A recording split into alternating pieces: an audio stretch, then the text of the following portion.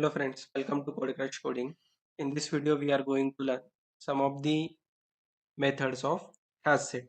So we have already learned the add method, which is used to add the values inside the HashSet, and also two important properties of set interface, that it does not store the values in the same order in which we have inserted, and it does not allow the duplication of element. So here you can see we have stored the values, or we have added Java, Python, CPP, Java, but we are getting the output as Java, CPP and Python, and also Java is stored single time because it does not allow duplication of element.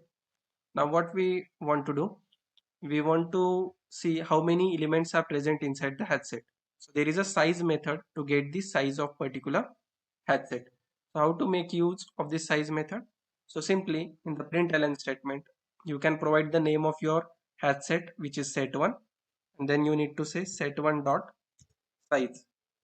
So this particular statement will return me the size of HashSet.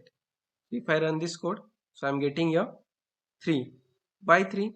Because the Java here is considered as a single time because it does not store the duplicate elements, right? So only 3 values will be present inside the HashSet. That's why we are getting here output as 3. Another thing, instead of using the interface, you can directly use the class also. So here, if I say here HashSet, so still the program will run in the same manner. So if I run this code, you see we are getting here 3. Another method is, if you want to remove any particular value from the HashSet, so how you can do this? With the help of remove method. If I remove here the size method, let's say set1 dot remove. So if you want to remove it, so here you can provide the value. Let's say I want to remove your Python. So you have provided the value that you want to remove from the set1 dot remove and the value here, and after that we will print the set1. If I run this code, so I'm getting only two values, Java and CPP, because we have removed the Python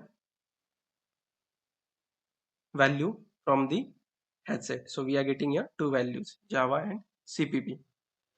Another method we want to learn is clear method. So what does the clear method do? The clear method will remove all the values present inside the HashSet. So if I say here set1 dot clear and try to run this code,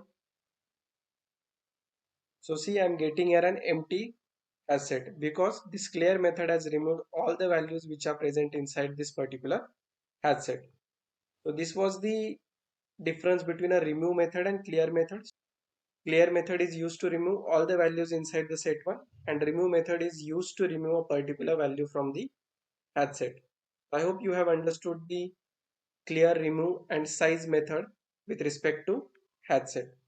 That's it in this video. We will cover another topics of HashSet in the next video. Thank you for watching.